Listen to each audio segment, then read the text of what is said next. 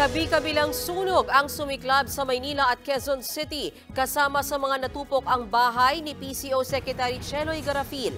Nasa frontline ng balitang yan si Justine Punsalang.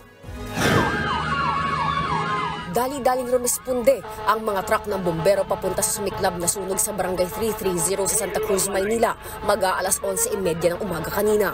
Tanaw na tanaw sa daan ang maitim na usok. Bumungad sa mga bombero ang naglalagablab na apoy at tumupok sa mga bahay. Kalapit na mga nasusunog na bahay ang isang paaralan, kaya mabilis nagsilabasan ang mga estudyante at guro. Mabilis kumalat ang apoy dahil gawa sa light materials ang mga bahay. Inabot ng mahigit 1 oras bago naapula ang sunog. Ayon sa barangay, aabot sa 300 pamilya ang nasunugan. Nasa 100 bahay naman ang natupok. Ang lalaking ito, sinubukan pang i-revive ang mga alaga niyang aso na nabiktima rin ng sunog.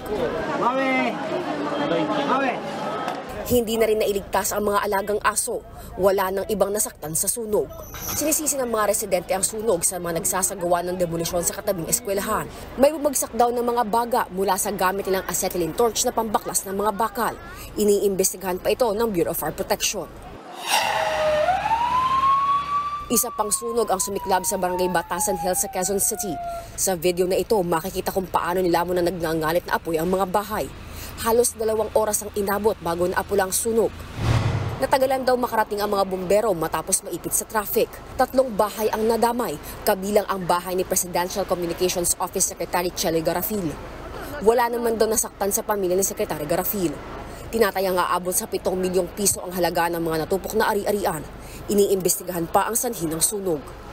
Nagbabalita mula sa frontline, Justine Punsalang, News 5. Mga kapatid, may Los Baños po. Huwag magpahuli sa mga balita at impormasyong dapat ninyong malaman. Para sa mas malawak na balitaan at diskusyon, mag-follow at mag-subscribe sa social media pages ng News 5.